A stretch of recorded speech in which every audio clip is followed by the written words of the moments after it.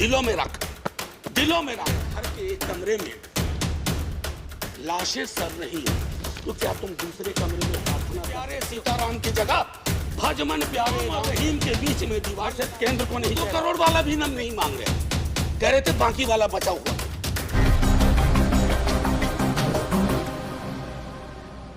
मैंने कहा था कि बापू के राम, जब इतिहास की बात करते हैं सर, ये किताब है प्रार्थना खंड, बापू की किताब है, बापू की प्रार्थनाओं का संकलन है। मैं आग्रह करूंगा सब पढ़ें। जब नोआखोले से लौट के आए बापू, बहुत पीड़ा थी, उन्होंने अपना प्रार्थना बदल दिया। वो प्रार्थना भजमन प्यारे सीताराम की जगह भजमन प्यारे राम रहीम, भजमन प्यारे कृष्ण करीम। आप क्या कर रहे हैं? कृष्ण और करीम के बीच में कटीली दीवार लगा रहे हैं, राम और रहीम के बीच में दीवार लगा रहे हैं। ये दीवारें आज हो सकता है ताली दिलवा रही हो, आप मिट जाएंगे, ये दीवारें भी मिटेंगी। वक्त वक्त की बात है, बस एक बार सोचेगा जरूर, क्योंकि बापू पे माल्यार्पण आप भी करते हैं और बहुत, बल्कि आप चश्मे पे कर दिया, आपने महदूद कर दिया। बापू का चश्मा लीजिए, बापू को चश्मे में मत रखिए, ये मेरा आग्रह होगा। एक चीज तो ये थी सर, माननीय सभापति महोदय, कोविड के संदर्भ में मैं बोलूंगा नहीं, मैंने पहले ही कहा, इश्तेहारबाजी हो रही है। जो सरकारें, मैं सिर्फ केंद्र को नहीं कह रहा हूं, जो सरकारें कोविड के वक्त में नदारद थी, सोशल मीडिया गवाह है, वो सरकार 4 पन्ने का इश्तेहार दे रही है। अब पहले नेता लोग काम करते थे तो लोग कहते थे अरे सोच दम ईमानदार है, काम दमदार है। अब लगता है दूसरे का भरोसा नहीं, खुद ही छपवा दो, सोच ईमानदार काम दमदार। अरे लोगों को बोलने दीजिए। अब देखिए सर, दूसरी चीज कोविड के संदर्भ में मैं आपको कहूंगा, जब आप कहते हैं ना कि फलाने की तुलना में यहां इतने कम मरे वगैरह, 18 से तुलना करते हैं, सर जिन परिवारों के चिराग गुम हुए ना, उनके लिए मौत आंकड़ा नहीं है सर। मेरी बेटी की एक साथ में लड़की पढ़ती थी, 2 बेटियां थी, माता पिता 1 हफ्ते के अंदर दुनिया से चले गए। उसको नंबर बताएंगे हम कि ये आंकड़ा है तुम्हारे बाबूजी का, ये आंकड़ा है तुम्हारी मां का। ये नहीं होना चाहिए सर, इतनी तो संवेदनशीलता होनी चाहिए, सरकार किसी की भी हो सर, कि महामहिम सोते जागते अपने सलाहकारों से बात करते, टेलीविजन देखते, सोशल मीडिया देखते, संवाद करते, क्या उनको नहीं लगता होगा कि देश के विजुअल्स बहुत अच्छे नहीं है? छात्रों पे आंसू गैस के गोले क्या मांग रहे थे? चांद नहीं मांग रहे थे, नौकरी मांग रहे थे। चांद नहीं मांग रहे थे, नौकरी मांग रहे थे। और वो 2 करोड़ वाला भी हम नहीं मांग रहे थे, कह रहे थे बाकी वाला बचा हुआ दे दो। आपने लाठियां बरसाई। तो मैं ये सोचता हूं कि महामहिम के अभिभाषण में अगर इस तरह की चिंता ना हो तो सर भाषण ना कागज का पुलिंदा लगता है, और अच्छा नहीं लगता है उसे कागज का पुलिंदा कहना। मैं ये कह रहा हूं कि बापू के राम की संकल्पना करिए।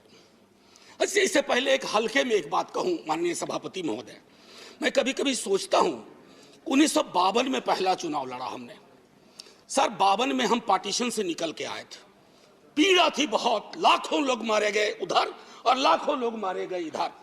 लेकिन सर 52 का चुनाव हुआ था समावेशी विकास पर, रोजगार पे। 70 साल बाद हम चुनाव लड़ रहे हैं किस चीज पे? देख लीजिए। मुझे तो कभी कभी ताज्जुब होता है कि पाकिस्तान में चुनाव हमारे नाम पे नहीं होता है, लेकिन हमारे यहां चुनाव पाकिस्तान के नाम पे होता है। अमन जी, अब मैं तो कह रहा हूं कि जिन्ना कहीं भी होंगे सोच रहे होंगे कि जो जीते जी मैंने नहीं पाया, भाजपा वालों ने मुझे मरने के बाद दे दिया।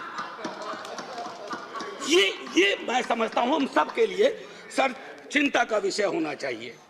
सर माननीय महामहिम कहते हैं प्रजातंत्र का मूल है अपने साथियों के लिए आदर और सम्मान की भावना। मैं आग्रह करूंगा सबों से, सिर्फ आपसे नहीं, हमारी शब्दावली क्या हो गई है एक दूसरे के लिए? हम युद्ध की शब्दावली का इस्तेमाल करते हैं, हम चुनाव लड़ते हैं एक दूसरे के खिलाफ। किस तरह की शब्दावली का बिहार चुनाव में प्रयोग हुआ और किस तरह की शब्दावली का अभी चुनावों में प्रयोग हो रहा। अरे चुनाव कोई जीते, कोई देशद्रोही नहीं है इस देश में। हमारे आपकी संकल्पना में फर्क हो सकता है। ना मैं आपको देशद्रोही मानूंगा, ना आपको अधिकार देता हूं कि आप मुझे देशद्रोही कहें, क्योंकि तराजू पे तौलिएगा तो शायद चिंता आपको अपनी होगी, मेरी नहीं होगी। ये मैं कहना चाहता हूं। कहां से देशद्रोह का मामला आ गया? गोदाम से पेट तक की यात्रा सुनिश्चित नहीं करवा रहे हैं आप। अन्न का भंडारण आपको है, लेकिन हासिल क्या है? 116 मुल्कों में आप 101वें नंबर पे हैं। भूखमरी, पेट की लानत सबसे बड़ी लानत होती है। अगर मंदिर भी बनवा रहे हैं तो उसमें प्रसाद चढ़ाने के लिए पैसा चाहिए। अगर मजार पे जा रहे हैं चादर चढ़ाने के लिए पैसा चाहिए। लोगों के पास कुछ बचा नहीं है। ये चिंता नहीं होनी चाहिए। मैं जानबूझ करके प्रेस फ्रीडम इंडेक्स की बात नहीं कर रहा, मैं जानबूझ करके डेमोक्रेसी इंडेक्स की बात नहीं कर रहा हूं, क्योंकि शांता छेत्री जी के सवाल को खारिज करके आपने विंडिकेट कर दिया कि उनकी भावना क्या थी। सर, समानता और बंधुत्व के संदर्भ में बाबा साहब भीमराव अंबेडकर की चर्चा की गई है। सर, मैं क्या कहूं, ये महादेव गोविंद रानाडे लेक्चर है। बस मैं कहना, बाबा साहब ने एक बात बार बार कही थी। वो कही थी कि भैया डेमोक्रेसी को सबसे बड़ा खतरा है हीरो वर्शिप, उससे बचा लेना। लेकिन हमने क्या किया है?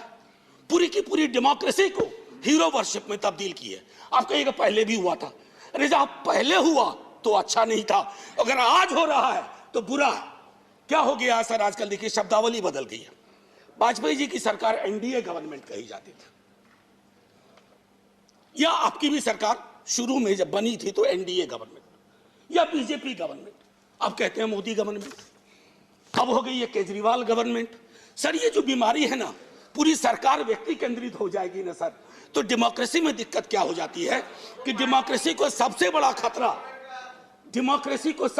खतरा कल्ट से होता है।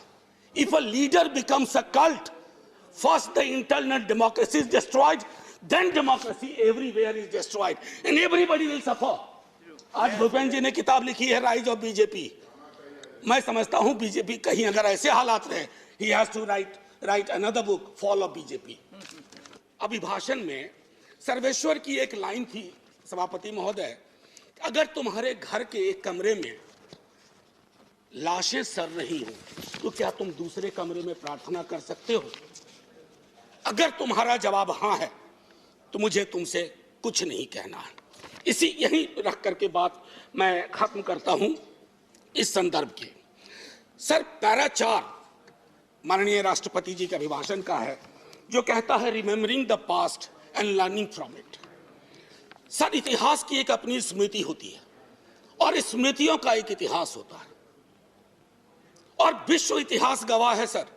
जिस किसी ने भी अतीत की स्मृतियों के साथ छेड़छाड़ करने की कोशिश की, उसको बदलने की कोशिश की, वो इतिहास के फुटनोट में चले गए। इतिहास नहीं बदला, वो इतिहास के फुटनोट में चले गए। नेताजी सुभाष बोस, अरे देश के नेताजी हैं, आपने उनको इंपीरियल कैनोपी में रखने का, अगर नेताजी कहीं से आ जाते हैं तो कहते कैनोपी मत रख भाई, दिलों में रख, दिलों में रख। मैं ये इसलिए कह रहा हूं, मैंने नेताजी की चिट्ठियां पढ़ी हैं नेहरू जी के नाम, मैंने नेताजी की चिट्ठियां पढ़ी हैं बापू के नाम, मैंने नेताजी की चिट्ठियां पढ़ी हैं तमाम उस दौर के लीडर्स के नाम। कहां कद था नेताजी का, नेहरू जी का, बापू का, पटेल का, और विवेचना कौन लोग कर रहे हैं? मैंने इसी सदन में कहा था कि बौनी समझ के लोग लंबा इतिहास नहीं लिख सकते, लंबी लकीर नहीं खींच सकते। एक बार चिंता करिएगा।